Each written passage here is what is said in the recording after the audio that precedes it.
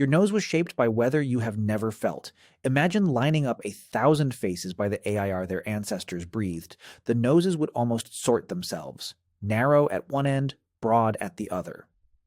A rule for predicting the width of a nose from the moisture in the air was written in 1923, and it still holds. Most of a nose is not bone at all, and the widest nose in the human family belonged to a people who spent their whole existence in ice. All of that is running right now in the quarter of a second a breath spends inside your head. None of it happened because of beauty, not fashion, not anything a person could ever choose. So, why do humans have different noses? The answer starts somewhere unglamorous. It begins with the job the nose is actually doing. Most of us file the nose under smell. Its real work is AIR conditioning. The lungs are fussy. Deep inside them, oxygen crosses into the blood through tissue a few cells thick. That tissue only works properly when the air arriving is close to body temperature. It also has to be almost completely soaked with water. Outside air is hardly ever either of those things. So the nose fixes it on the way in. It does that with 3 curled shelves of bone on each side. They are called turbinates. Each one is wrapped in warm, wet tissue and rolled up like a scroll. Together they split the incoming stream into thin sheets. Then they drag it across about 150 square centimeters of moist surface. Heat moves out of the tissue and into the air. Water evaporates off the mucus and travels with it. Imagine breathing in on a freezing morning. The air entering your nostrils might be near 0. A quarter of a second later, it reaches the back of your throat. By then, it is close to 37 degrees and close to fully saturated. That service is not free. It costs about a liter of mucus a day. It costs heat. It costs water. And the colder and drier the air outside, the more of each it takes. So the shape of the opening matters. A tall, narrow opening keeps the stream close to the walls. That hands over warmth and moisture more efficiently. A wide, low opening does less of that. Instead, it moves more air against less resistance. In wet heat, that is the better trade. Someone measured that trade 100 years ago and turned it into a number. In 1923, 2 Oxford anatomists went looking for a pattern. Their names were Arthur Thomson and Leonard Buxton. They compared nose shape against climate across dozens of populations. Their tool was a simple ratio called the nasal index. You take the width of the nasal opening. You divide it by its height, then you multiply by 100. Below 70 is narrow. Above 85 is broad. What they found is now called Thompson's rule. The nasal index tracks the air a population lived in for thousands of years.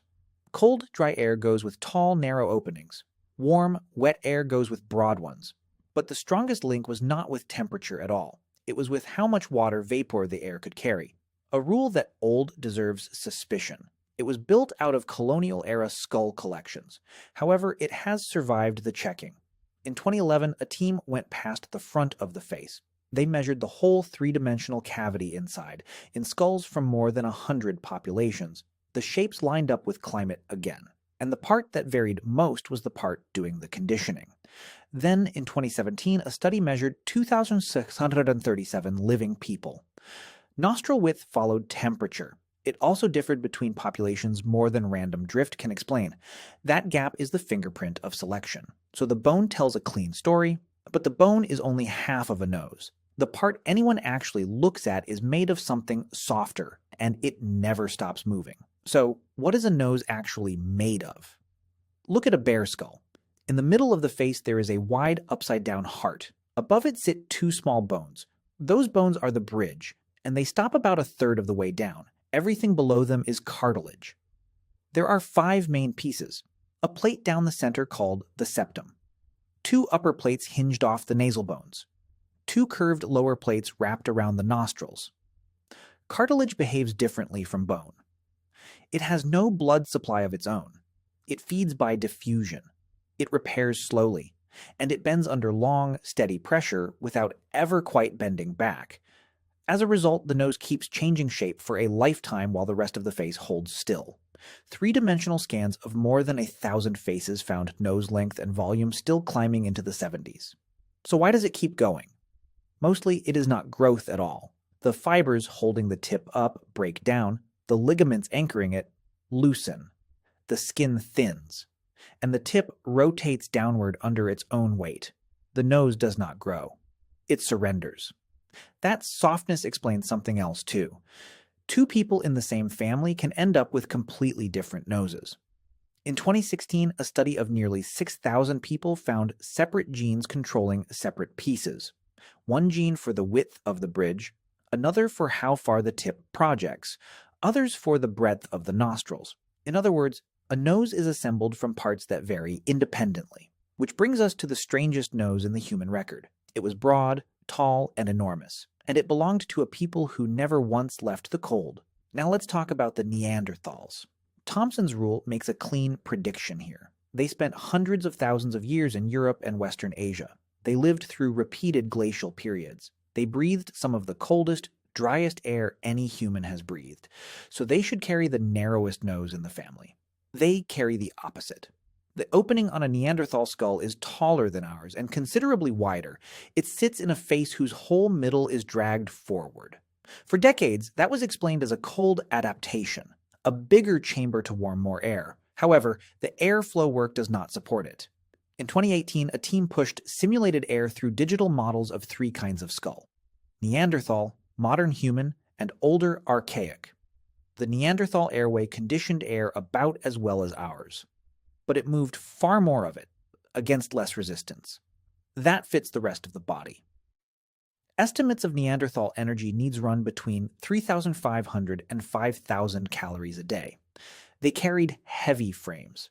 They did heavy work in the cold, and every one of those calories needed oxygen to burn. So climate did shape that nose.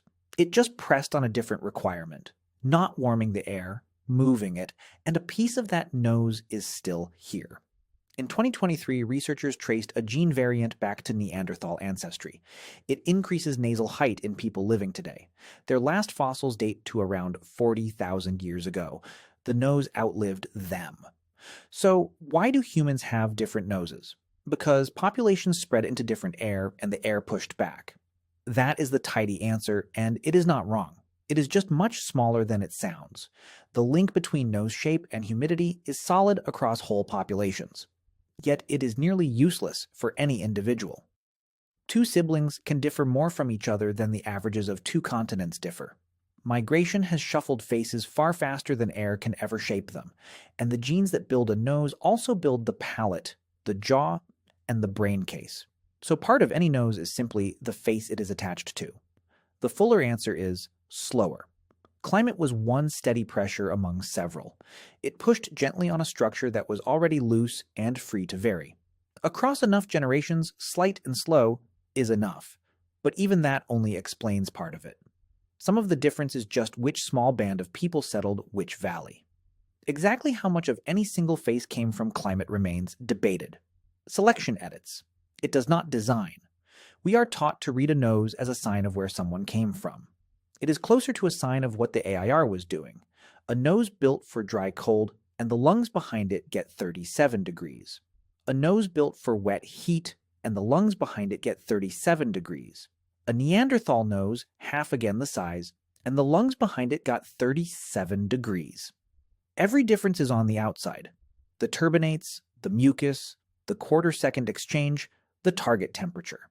All of it runs identically in every human alive. Your nose was shaped by weather you have never felt. It is doing exactly the same job as everyone else's.